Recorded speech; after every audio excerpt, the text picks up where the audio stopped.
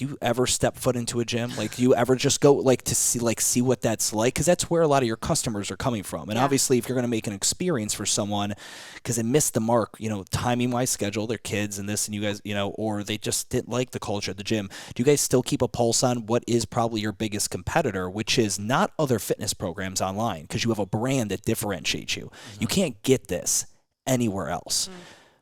But your biggest competitor is probably the idea of wanting to be around other people. That's probably the most inherent, like human Maslow's hierarchy, like desire of wanting to be around it. That's probably your biggest competitor.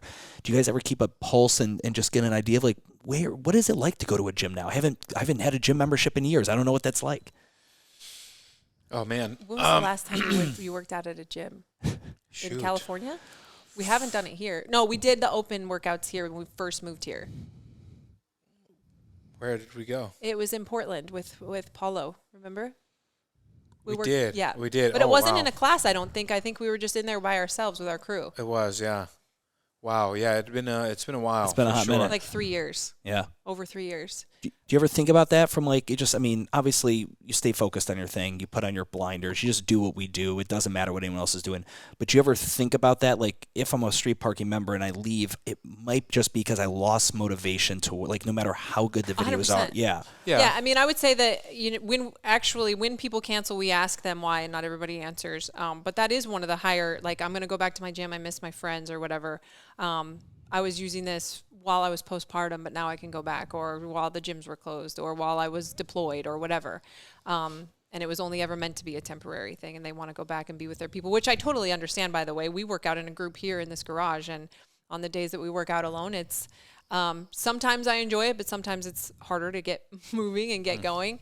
I guess the only reason that it makes sense what you're saying, but at the same time, every gym is so different. Like if I go to an urban movement gym, the experience I'm sure is going to be beautiful and great and awesome.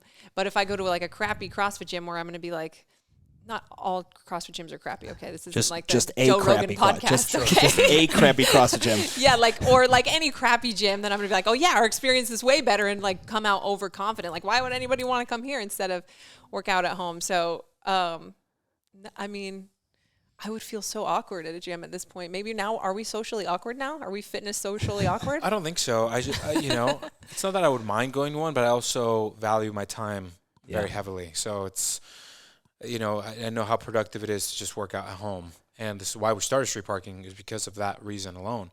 And so, I personally would just find it as a waste of my time, and not because it's, these gyms aren't awesome or anything, but just because there's so many other things I got to do throughout the day. So yeah,